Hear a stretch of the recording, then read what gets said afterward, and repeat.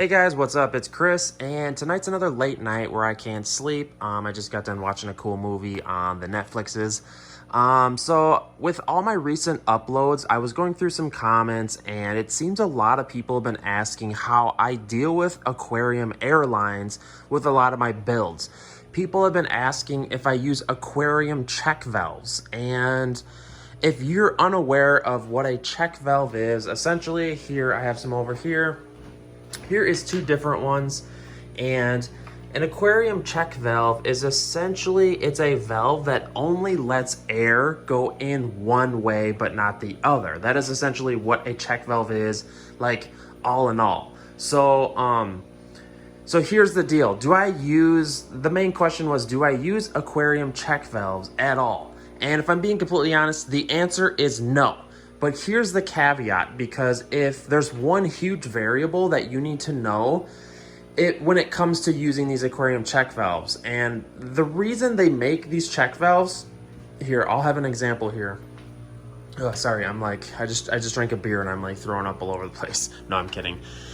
So here's the deal. When you have a sponge filter, for instance, or an air stone or anything running airline in an aquarium, what happens is sometimes the airline will disconnect, or just anything could happen. A toddler could walk by and just kind of like unplug the airline. And what happens is, actually, water can gravity feed through this airline and come out of your tank, if that makes any sense. It's essentially like a siphon here.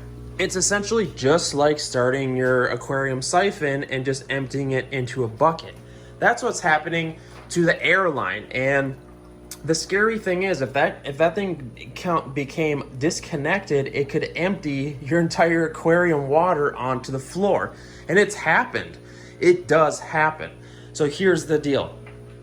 Sorry, I'm trying to make this as simple as possible, but it's kind of like not as simple. It's like kind of like scientific. So if you put this in the airline, the aquarium check valve, that stops the water. See, what happens is, if you put this in the airline, if you put that in line of the airline, sorry, this is just crazy.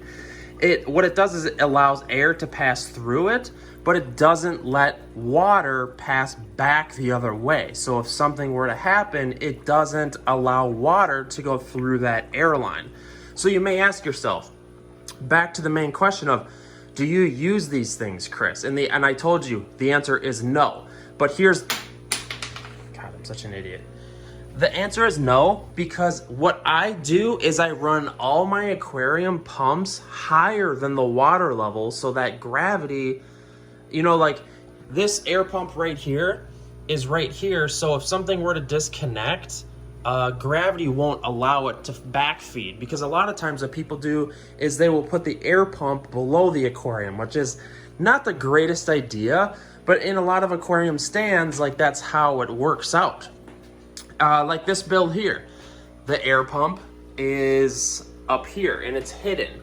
All of my aquarium builds, what I do is I put the air pump above all the tanks, and that's for the pure reason of gravity, because I don't want the airlines to backfeed with water and run water all over the place. So if something were to happen where it disconnects the airlines, it's higher than the water level, if that makes sense whatsoever, hopefully.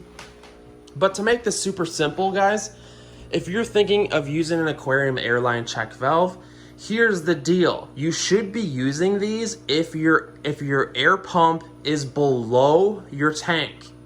Hear me out. You need to be using aquarium airline check valves if your air pump is below the tank, or even like in the middle of it. It needs to be above it, because that's how gravity works. So to sum up your answer, are these important?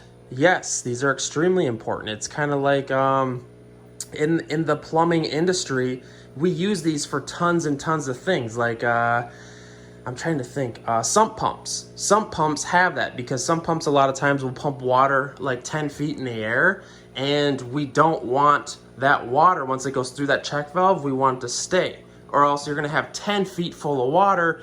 I don't know, guys, I'm babbling.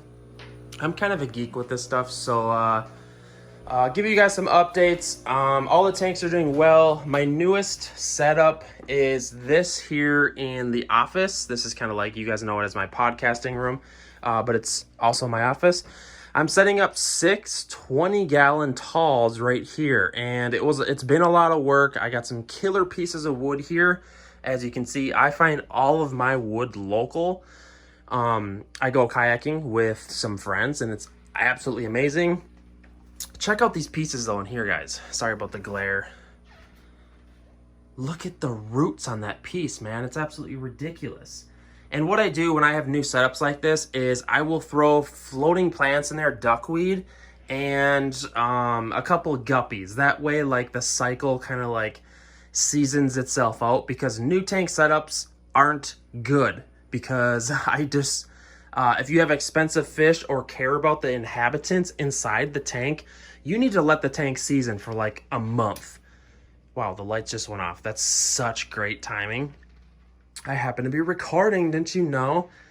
Check out this tank here. This is some floating water lettuce. I would say that I have mastered the idea or the process of growing floating water lettuce. Like, look at that. That's ridiculous.